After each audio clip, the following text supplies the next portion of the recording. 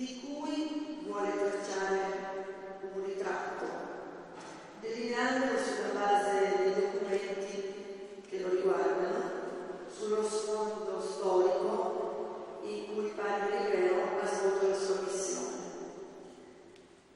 Per questa serata vuole ringraziare la Banca di Cavaglio e della Via dei Fiori, perché qui è rappresentata dal Presidente per la grande fiducia che ha dimostrato verso l'iniziativa di Mena e in particolare per il sostegno a questa serata. Grazie al suo intervento economico, Grimeda potrà realizzare, oltre questa serata in cui si terrà la storia di Padre Ligreo, speriamo di poter vedere le filmati che sono stati, cioè le foto che sono state scattati i documenti.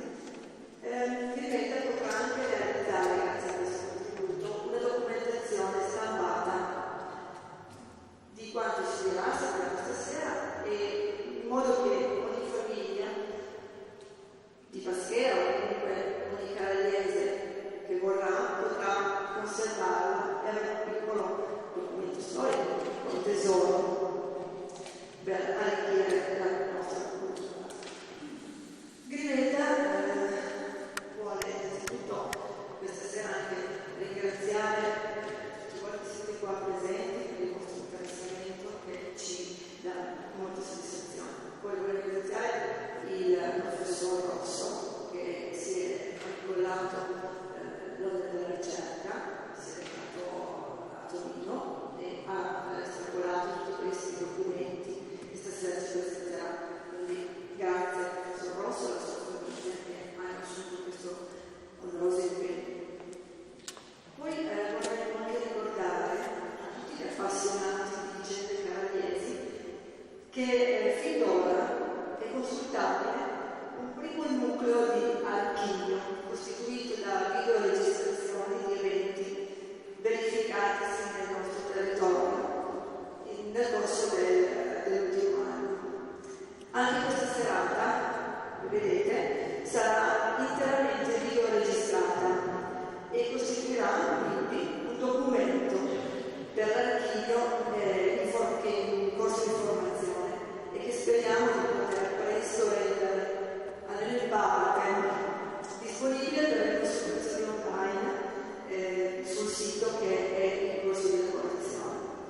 Voglio dirvi aggiungere su questo, è un'associazione culturale che è nata quasi un anno fa, come dicevo prima, vuole lavorare su tutto il territorio canadese e anche specialmente nella direzione cercando di valorizzare tutto ciò che potrebbe essere cultura popolare, valorizzare per ricordare, per cercare di conoscere sì il passato, ma in particolare il grande impegno che ci aspetta, che ci siamo assunti, è quello di creare questo archivio che sarà composto da 40 documenti possibili, riusciremo a trovare, e questo archivio che dovrà documentare anche ciò che avviene oggi in Calabria. Infatti, dicevo, queste videoregistrazioni che già ci sono disponibili sono videoregistrazioni degli avvenimenti, aspettando gli alpini, alla presentazione del marchio di origine del comune di Calabria, all'edizione delle fiere, alle presentazioni di avvenimenti che possono essere culturali o anche istituzionali, se riusciamo, vorremmo documentare la vita di oggi in modo da poterla trasmettere per le future generazioni, per che possano capire che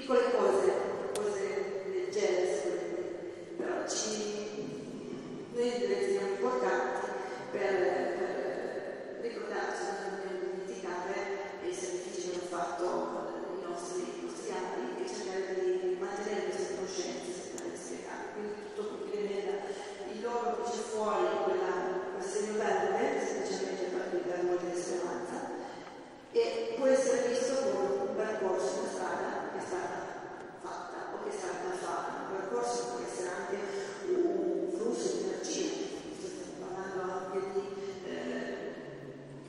di digitale, di memorie, computer, di problemi, ma comunque tutto questo per dire che quello vuole rappresentare una strada, può essere stata fatta, la strada che vogliamo fare e anche questo simbolo, questo flusso, questo cammino. Adesso ho spiegato brevemente adesso questa sera abbiamo l'onore di avere anche dei piccoli spazi con canti, e il primo spazio l'ho dedicato, ce lo offre Valeria Arpino, che è sposata con Pellegrino, e con i loro 5 figli sono stati parrocchiani di Bondino quando era parroco a Florina, e fin da allora aveva questa passione per il canto. Quindi questa sera inizieremo con un piccolo spazio con il suo canto. Quello che vi voglio dedicare è il mio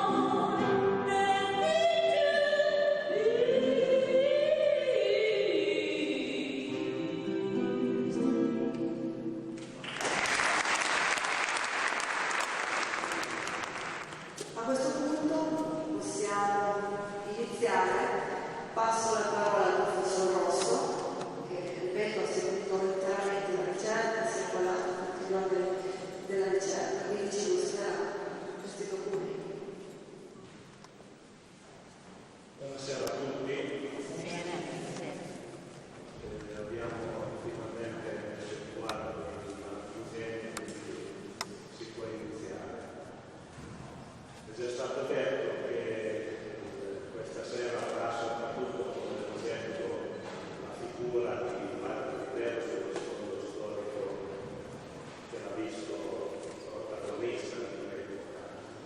Ecco, come è stato più volte ricordato, quest'anno è il 150 anniversario della nascita, che vuol dire che Padre Giovanni Battista Ribero è nato nel 1857, è nato a Pratovecchia, e noi abbiamo anche la foto della casa natale, se la recuperi, grazie.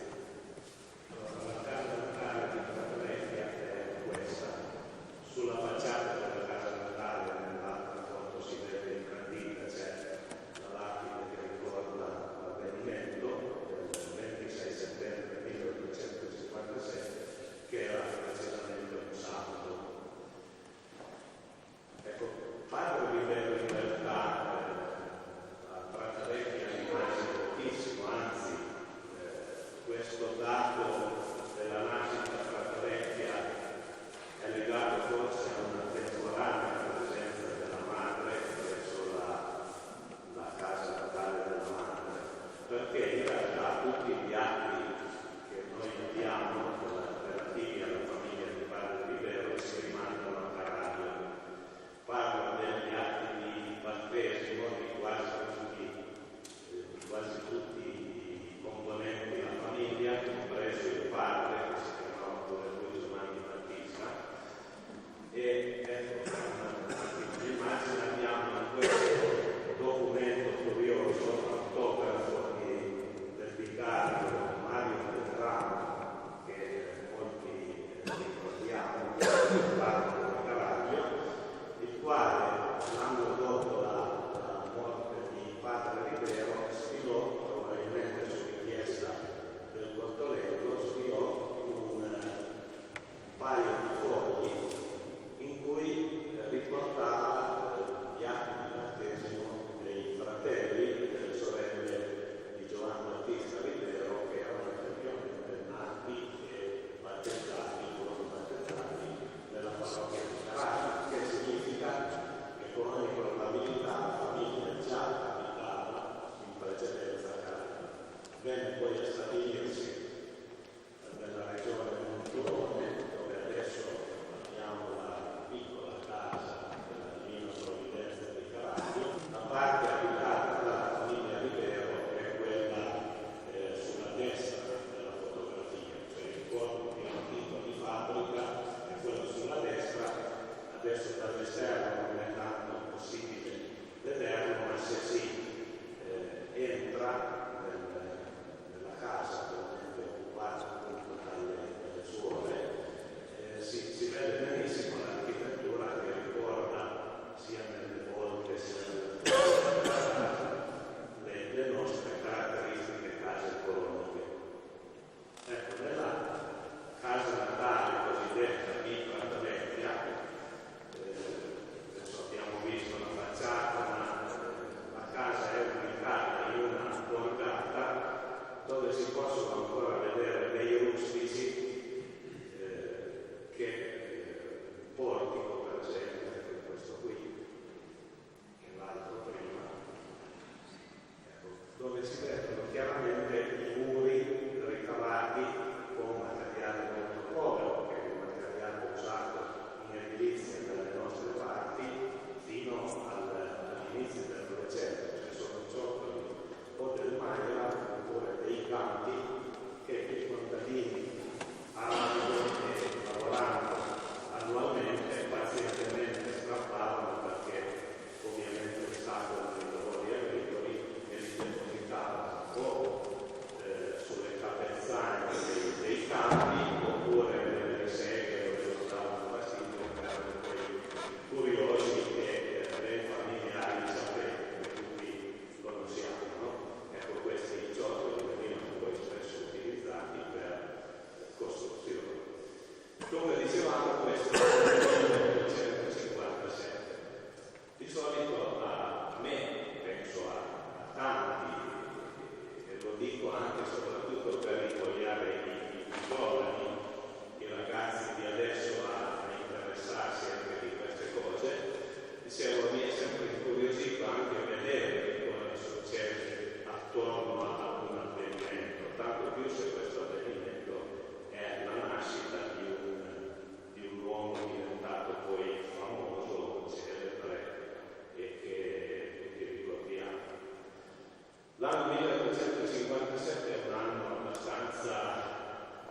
umano, curioso per le vicende che lo attraversarono. Intanto diciamo che nel giugno del 1857, verso fine giugno, c'è quella sfortunata impresa di Sapri di Carlo Pisacane, di questi famosi 300 che varcarono Sapri sperando di sollevare l'Italia meridionale, in realtà furono tutti uccisi e lo stesso Pisacane, per non cadere in mano dei Borboni, si suicidò. 1857 è anche l'anno in cui in India si ribellarono, c'è tutta la famosa rivolta delle truppe coloniali dei Sepoys, soldati indiani arruolati dalla compagnia prima l'India, sicuro delle stragi anche più europee. Tornando in Italia, se stiamo alle cronache minute, cioè quelle che più interessavano la gente comune, troviamo notato che fu un anno anche col clima non molto clemente.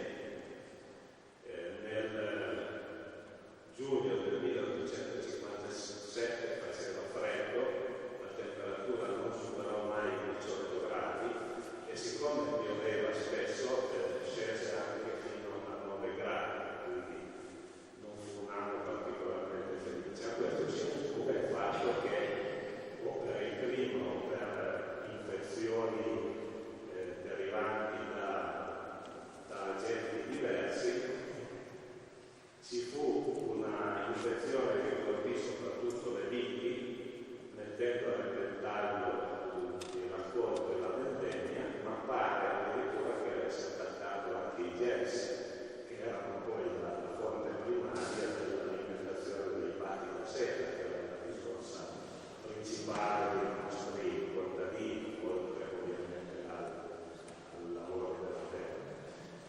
Tant'è vero che un lettore scrive sugli annuali dell'agricoltura, che è una rivista specializzata di quel periodo, che le cose andavano parecchio male, addirittura lamentava il fatto che persino i pati da sera non prosperavano come avrebbero dovuto e addirittura essendo i pati da sera in molti casi che non avevano nemmeno schiuso, non avevano nemmeno dato i pati, e dice questo signore che soltanto il seme proveniente dalla Cina aveva dato qualche garanzia con una fertilità del 14-15%, quindi una cosa irrisoria, osservato, era, cioè aveva consentito un certo prodotto. Ecco, sulla sinistra dello schermo, se puoi far vedere quella curiosa vignetta, ecco, è sempre molto piccola, quindi non so se riuscite a vederla, ma brevemente ve la spiego. In quel famoso 1857 fu avvistata dagli astronomi una cometa, fu avvistata una cometa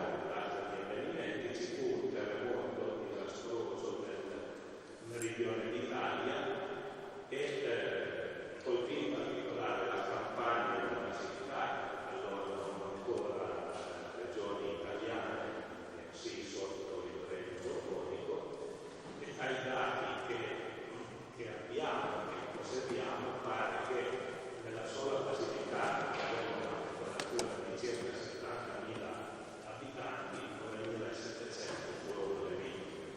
Questo successe tra il 16 e il 17 dicembre del 1857.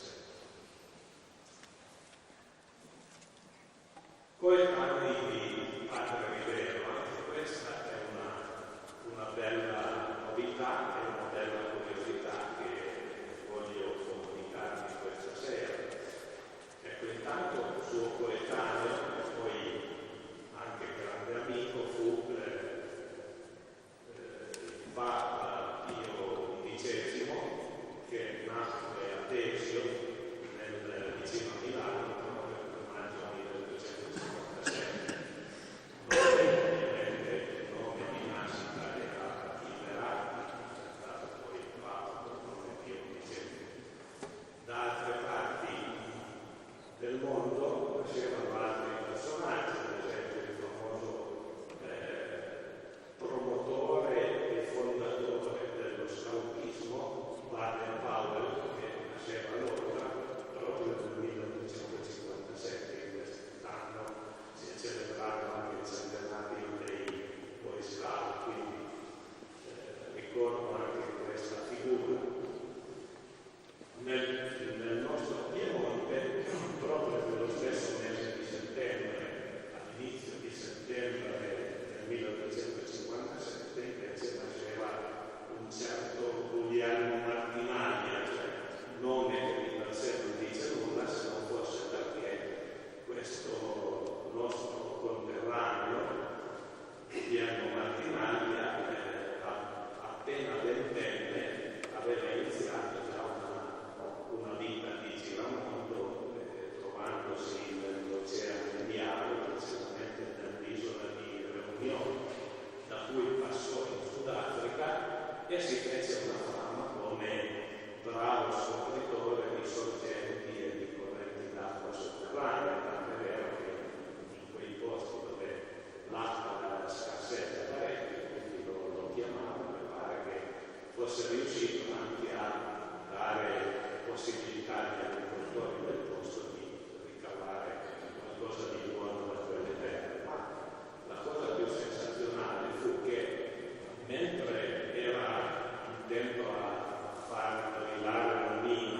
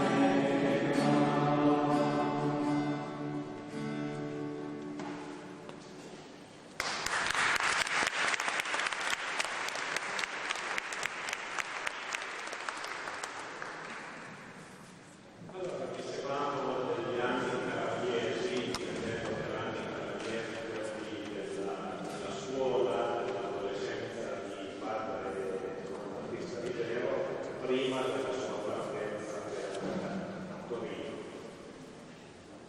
Abbiamo detto che la famiglia si era stabilita in questa modesta casa colonica del Monturone, da dove i ragazzi, e in particolare Don Battista, si recavano alla scuola a Caraglio, e quindi correggo un dato non esatto che figura in alcune biografie di padre Rivero, secondo cui egli si sarebbe recato a scuola a Gronero percorrendo, si dice, 3 chilometri di andata e 3 chilometri al ritorno fino alla casa paterna. Invece non più Gronero, la sede della scuola, ma fu Caraglio, e mi riprometto di cercare i dati relativi. Per il momento ho avuto tempo solo di vedere i registri del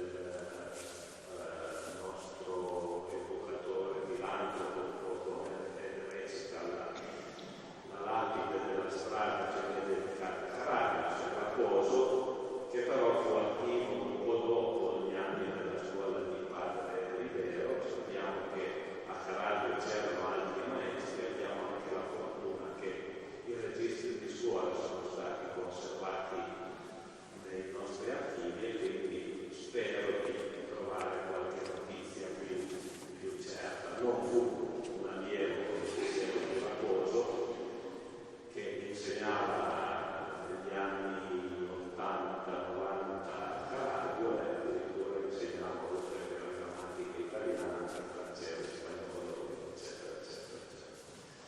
Bene. Uno scolare, uno studente molto promettente, tanto è vero che quando arrivò a Torino e entrò nel seminario dei Tommasini presso il Cottolengo, già dai primi anni aveva 10 in quasi tutte le materie, escluso il componimento italiano, in cui aveva 7, ma quella è una piccola pecca che possiamo perdonare, perché in genere tutti i bravi piemontesi non è che brillino per il componimento italiano. Comunque fece una carriera scolastica a Torino molto brillante, tanto è vero che poté addirittura saltare un anno, come si dice, e recuperare, insomma, perché era entrato in seminario non più giovane, aveva 17 anni.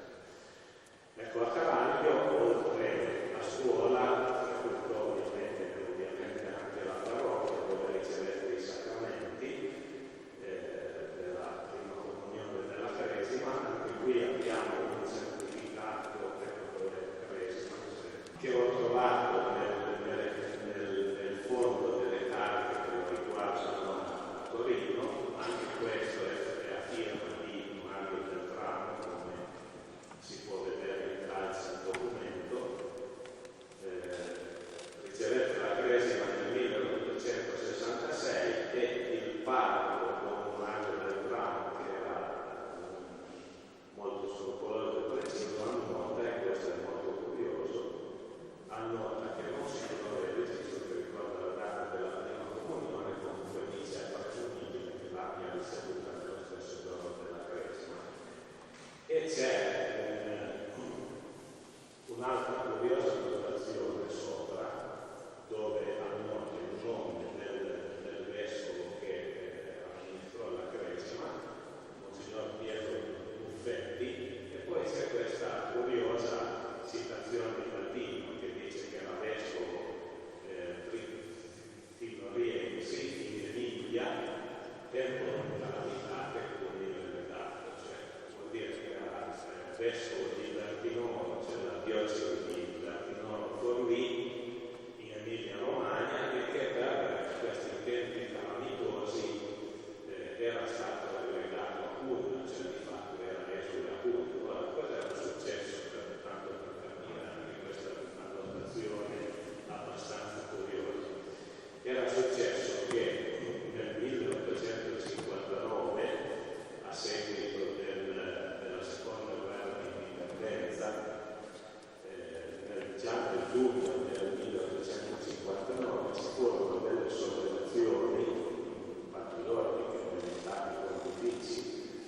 queste appunto la Romagna, e il delegato papale dovette ritirarsi da Bologna nel giugno di quell'anno, poi seguì la proclamazione di un governo provvisorio, seguì l'offerta per Vittorio Emanuele II della dittatura sulla regione, in attesa poi del requisito che avvenne nel marzo del 1960.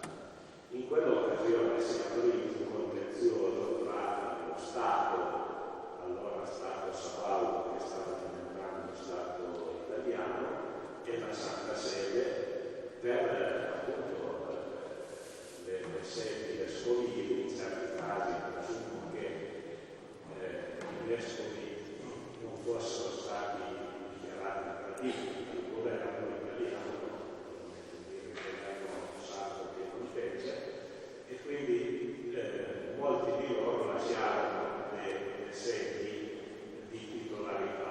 Tra questi probabilmente questo Pietro Infetti, e all'indomani, diciamo, dell'unità d'Italia, con l'apertura delle trattative per risolvere la questione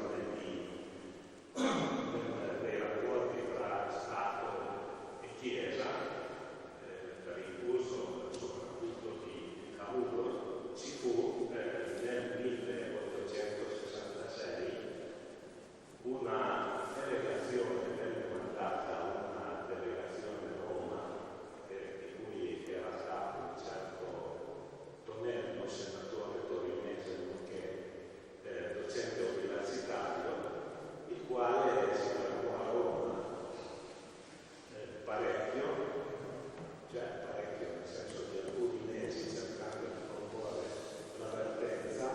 In realtà pare che abbia trattato, non ufficialmente ma con risultati ben maggiori, proprio sulla questione delle sedi episcopali, proprio Don Bosco, che era stato chiamato a Roma ufficialmente proprio per fiancheggiare questa iniziativa pubblica, direi, dello Stato. Ecco, chiusa la parentesi per spiegare anche un po' la ragione di questa nota che Mario Beltramo aveva posto a calce appunto del certificato di crescita.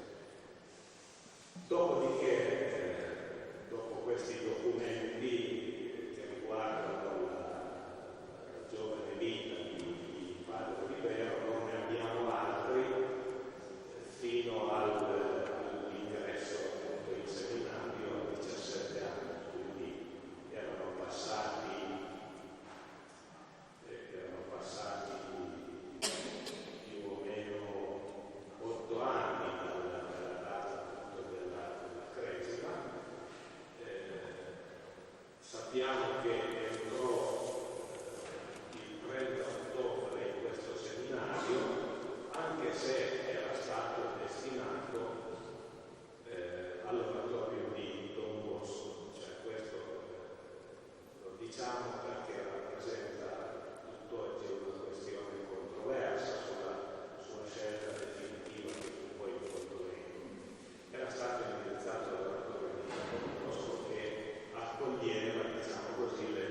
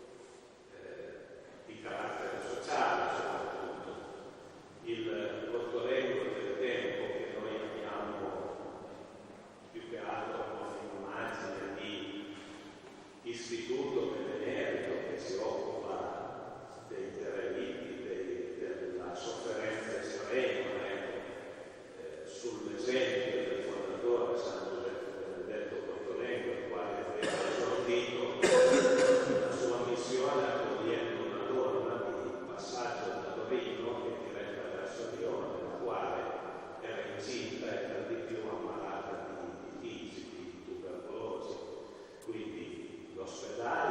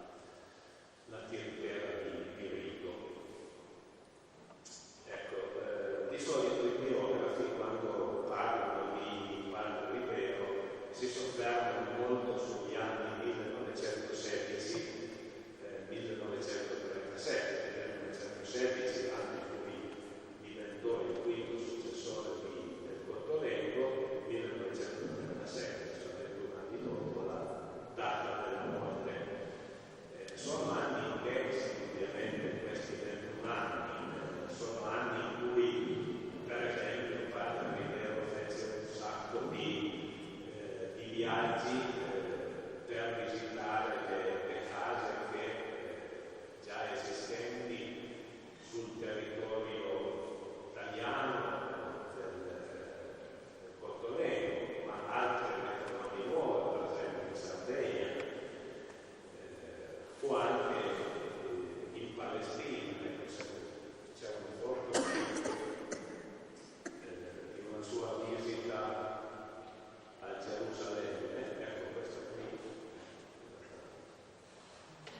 qui, con alcune suore a Gerusalemme, credo sia il viaggio del 1930, perché ne fece due, uno del 20 e uno del 30. In quel tempo la Palestina era sotto il mandato inglese, dopo la conclusione della prima guerra mondiale, passò sotto il mandato inglese, quindi era una realtà completamente diversa da quella di oggi. In Palestina impiegò tutto sommato, direi quasi un mese in questo viaggio, perché non era come adesso che si va in aereo. Lui si era imbarcato una volta a Genova e una volta a Brindisi nei suoi due viaggi.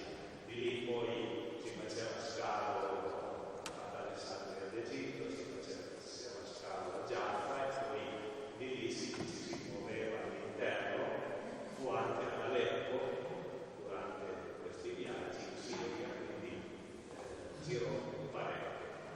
Dicevo però, oltre a questo periodo molto intenso in cui tra l'altro rinnovò profondamente le strutture della casa madre, le cucine, i forni, eccetera, eccetera, per avere di che assicurare il cibo ai 10.000 e più ricoverati nel Cottolengo, quindi fu un'opera molto sua, ciclopica, è quella che dovete affrontare anche in termini di struttura.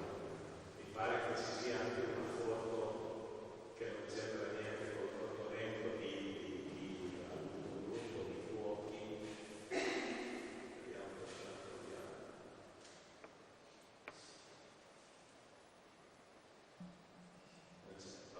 Comunque era solo un particolare per far vedere come erano le cucine economiche dell'epoca.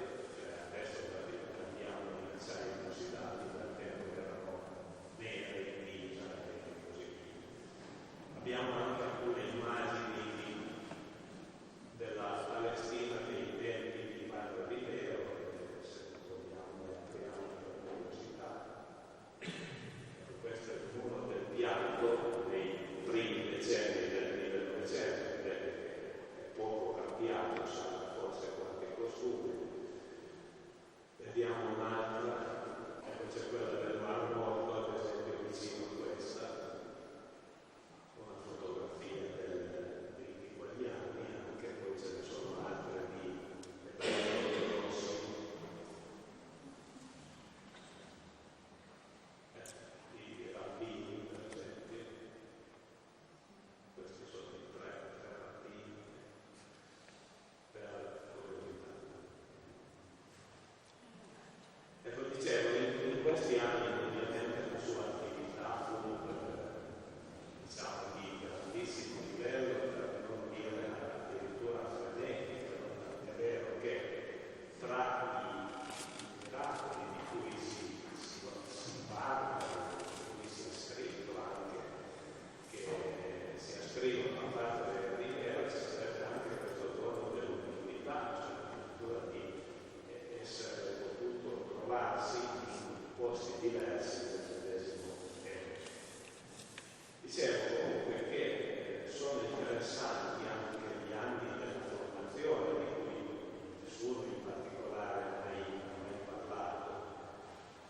Quegli anni che vanno dalla consacrazione nel 1875 fino al 1916, questo vogliamo dagli anni in cui entra in seminario nel 1875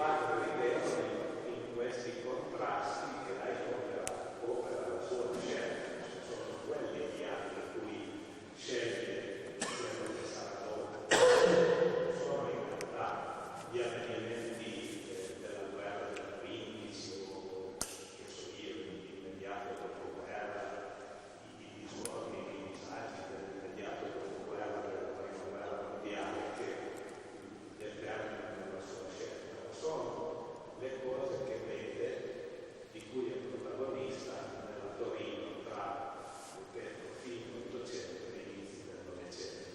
Sono gli anni in cui fu Fiat di Torino, 1899, sono gli anni della grande esposizione per i 50 anni dello Statuto Albertino, seguita nel 1911 da un'altra grande esposizione mondiale che al Valentino, che è quella per ricordare i primi 50 anni dell'unità d'Italia, del 1961-1911.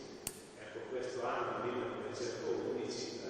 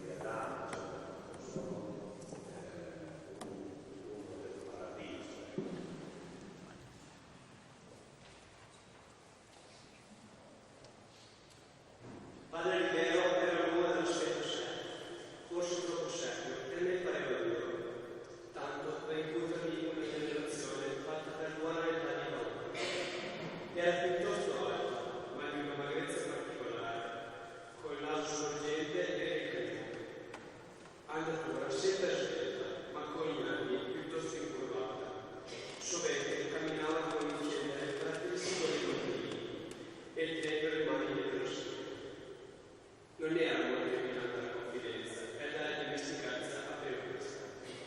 Il buon padre Rivero soleva dire solo a Fulvio, su una mia parte. Nessuno dei nostri grandi uomini fu più canagliese, più punese di lui. Aveva 17 anni e dimostrava forse di più per l'altra statura. I collegiali prendevano del nuovo gigante al suo compagno e dicevano: come grande, e fa soltanto la prima come voi. L'abbiamo visto sempre sereno, mai affranto per nessun motivo. L'abbiamo sentito persone meravigliarsi, perché l'uomo che aveva tante responsabilità stava così tranquillo, talora quasi stato.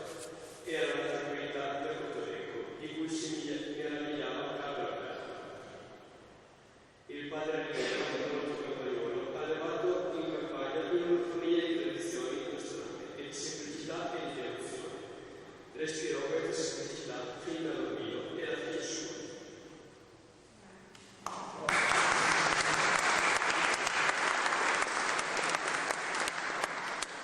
Ci sono ancora alcune immagini che non abbiamo visto, una ci terrei, a parte quella del dipinto è sotto, ecco questo, sulla sinistra addirittura, ecco anche questo.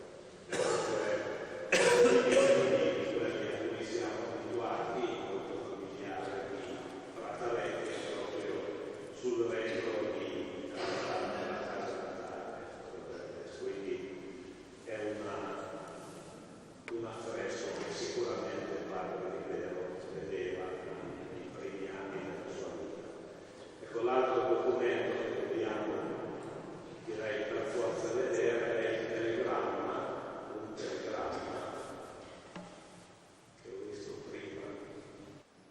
Ecco, questo è un telegramma che mandava allora il cardinale Pacelli, poi il Papa Pio XII, ringraziando per gli auguri di buon onomastico che padre Rivero mandava a Pio XII.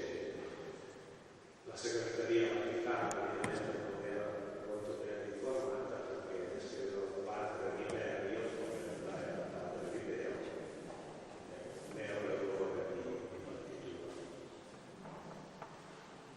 Ci sono altre fotografie che testimoniano invece l'opera di padre Rivero nelle nostre zone, a parte il asilo di Pratovecchia che